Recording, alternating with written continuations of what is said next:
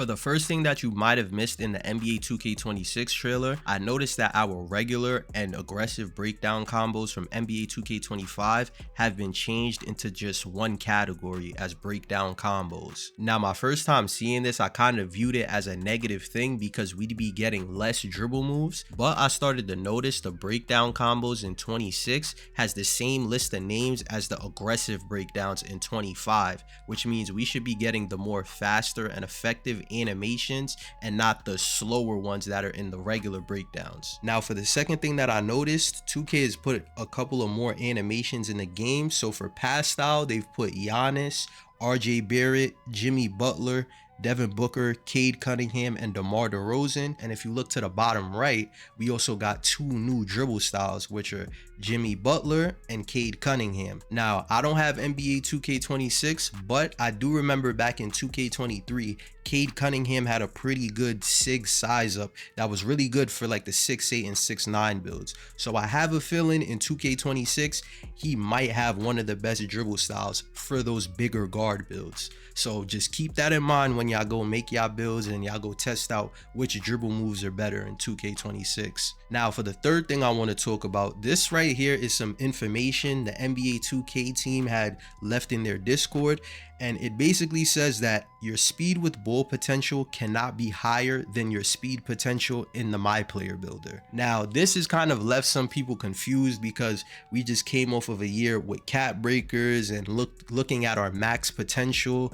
So a lot of people don't know what this means, and I'm pretty sure I 100% have the right answer. So if we go into the 25 builder, you'll see at the top it says max potential, right? And that's what we're used to looking at because of Capbreakers and all this other stuff, right? Now, when you go into the builder, notice when you put your attributes down and up, if you look to the left, it says remaining attribute potential. A lot of people aren't gonna notice that because it's like sideways, it's not right side up. In 26, they do a better job of showing this. So this basically means this screen right here is our potential, our attribute potential, and this right here is our maxed potential. So now if we look at every single build that was shown in the MyPlayer builder, whether it was finished or not a 99 overall, you'll notice that the speed with ball is always the same or less than the speed. So right here, Baron Davis, 86, 86. Stephen Curry, 86, 86. Magic Johnson, you'll see the same thing, 75 speed with ball, 80 speed with ball.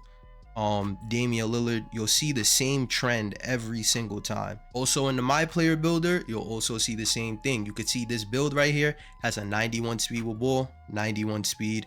I'm not about to keep saying the same numbers again, but you guys get the point. Same thing over here. This build isn't finished, but you'll see what the attribute is at. It follows the same trend of your speed with ball cannot be higher than your speed. So with this information, a lot of people are speculating on whether this affects the L2 dexers, like that have no ball handle and just a whole bunch of speed, or if it affects the bigger builds. But actually, this affects the small guards the most, and those are the people with the most attributes in the game. So if we look at this build right here, a 6'2 guard, if you look, this build has 91 speed with ball for Hall of Fame lightning launch, but only at 86 speed. So you can't remake this exact build into the 26 builder. You have to take away something in order to get your speed up. So for this build specifically, you could do something like put the perimeter defense down to an 85, and now you have the 91 speed. But you went from gold to silver defensive badges, and that jump from silver to gold can be a big difference, especially with a lot of badges on 2K. So if you're somebody that's seen the 2K26 builder and noticed that it's kind of the same as 2K25 since we have the same badges and stuff, and you want to get ahead and make your build in the 25 builder, make sure that your speed with ball and your speed are the same rating, or make the speed with ball lower, whichever one you want to do for your build. Now, for the fourth thing that I noticed, we have two new sections. We have a vitals section and a background section.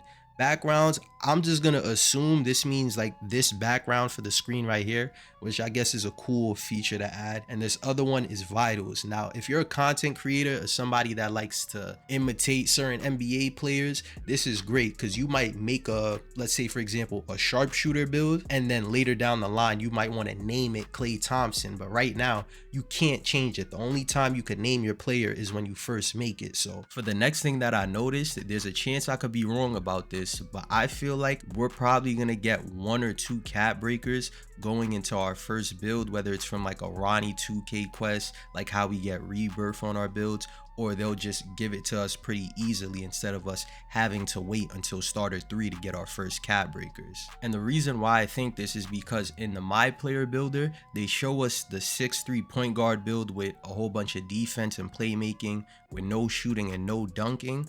They show us them making that player, and then on the cap breaker screen they show us the same player. So they're basically showing us them going through the process. They go into the builder and they already have 2 cap breakers. And if you look and pay attention, these aren't the build specialization cap breakers because they can put it on any attribute. And even in the Courtside report, it says that cap breakers can be earned from build specialization quest lines, season rewards, rep rewards, and some other ways that we can't talk about just yet. So 2K has to be alluding to something, and even in 2K25, they were giving out a lot of cap breakers. Even the people that just started playing 2K in like season 5 and season 6, they were giving them the cap breakers from all the seasons before to catch up. And then another thing that I'm just now noticing is that if you look at the Courtside report article, 2K tries to block off this max plus 1 section, but then in the video you could see this section a little bit and it kind of looks different from the rest of the max plus 1s.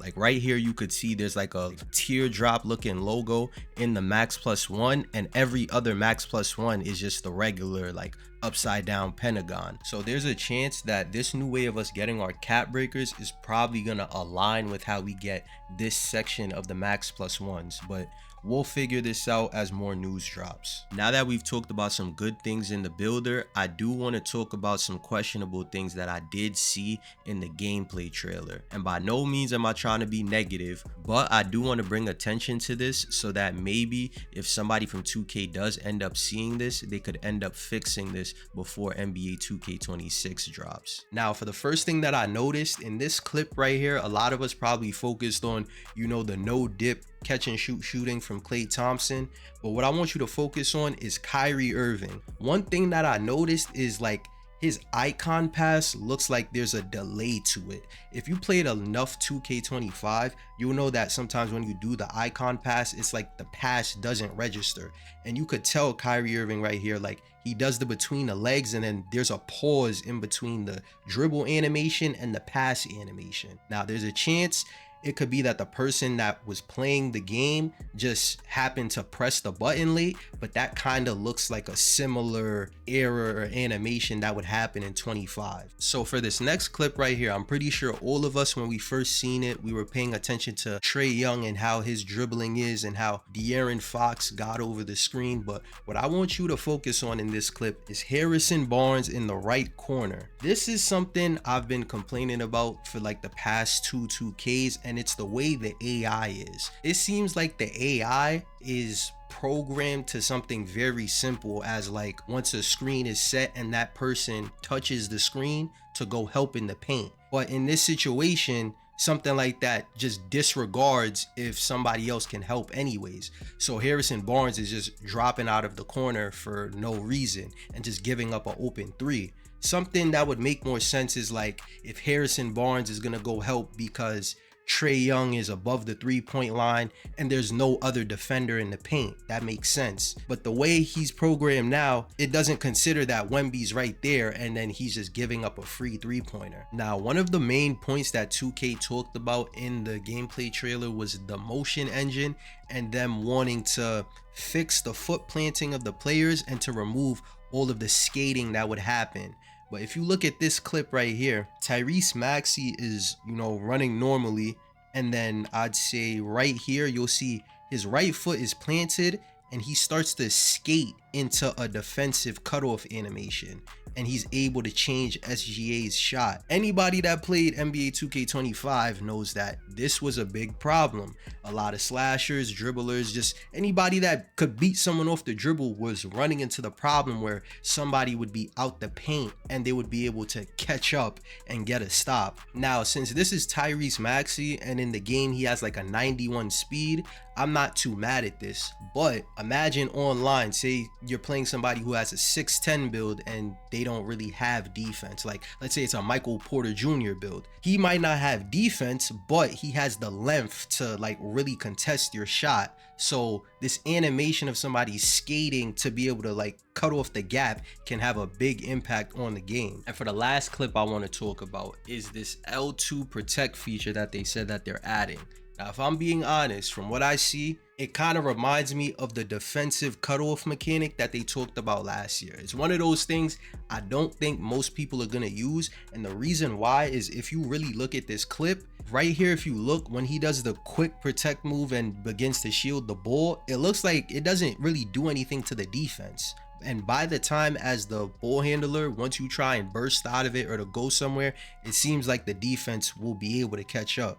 So if I slow it down and show you, you could see right here, he does the L2 quick protect, he reaches, and then within like 5-10 frames, the defender's right back in his defensive stance and is able to get back into the play anyways. And especially too, if Luka or whatever ball handler isn't able to burst after this quick protect, it's really irrelevant. It doesn't make any sense to use. You might as well just do a behind the back or a snatch back or something else. So I'm hoping that we're able to burst out of this, and it also penalizes the defense for reaching at the wrong time. Now, the part where they were talking about how you could use this L2 quick protect to like shield off your defender, it seems like a marketing ploy because one, this was a feature that was in the game. And I could show clips from 25. This was in 25 and 19 where if the defender was on your back, you could shield them and put them in jail and keep them on your back like they're showing right here. In 25, you couldn't really do that in like the mid-range area on the drive. It was more so in the full court. If you're able to use this like on the drive and coming off of screens, then this is something new and something innovative for the game. But if it's just the same feature that we had in 25 and 19, this isn't really anything new. But other than that, let me know if this video helped you notice something that you didn't see your first time watching, and I'll holla at y'all in the next video.